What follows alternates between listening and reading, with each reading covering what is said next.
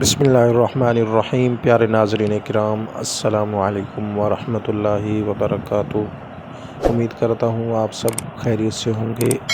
اللہ پاک آپ سب کو خوشیاں عطا فرمائے۔ اللہ پاک آپ سب کو تمام تر بیماریوں سے محفوظ فرمائے۔ اللہ پاک آپ سب کو تمام تر پریشانیوں سے محفوظ فرمائے، اور خصوصاً اللہ پاک ہر ایک کو بھولنے کی بیماری سے محفوظ فرمائے۔ بھولنے کی بیماری کا روحانی علاج بتانے لگا ہوں۔ یہ بیماری بہت عام ہو چکی ہے۔ بہت سارے انسانوں کو کام ہوتے ہیں، سارا دن کام میں لگ جاتے ہیں، سارا دن اپنی مصروفیات میں ہوتے ہیں، لیکن بہت اہم کام ہوتے ہیں انسانوں کو بھول جاتے ہیں۔ ہم اصل میں گناہوں کے اندر انسان مبتلا ہو چکے ہیں، جس کی وجہ سے بھولنے کی بیماری عام ہو چکی ہے۔ گانے باجے ہم سنتے ہیں، جس کی وجہ سے بھولنے کی بیماری پڑ گئی ہے۔ ہم گناہوں میں لگے رہتے ہیں، جس کی وجہ سے بیماریاں پھیلتی جا رہی ہیں، تو یہ بیماری بھی اسی وجہ سے ہی پھیلتی جا رہی ہے۔ اللہ کریم ہمیں گناہوں سے محفوظ فرمائے،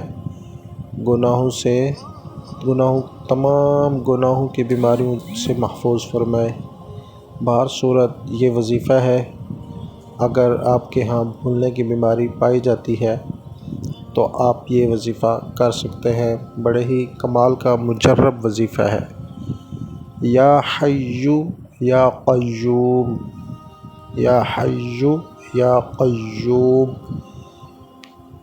ایک بار کاغذ پر لکھ کر تعویذ بنا کر بازو میں باندھ لیجئے یا گلے میں ڈال لیجئے، انشاءاللہ عز و جل بھولنے کی بیماری سے چھٹکارا حاصل ہوگا۔ یا حیّ یا قیوم ایک بار کاغذ پر لکھ کر یا لکھوا کر تعویذ بنا کر بازو میں باندھ لیجئے یا گلے میں ڈال لیجئے، انشاءاللہ عز و جل نسیان یعنی بھولنے کی بیماری سے چھٹکارا حاصل ہوگا۔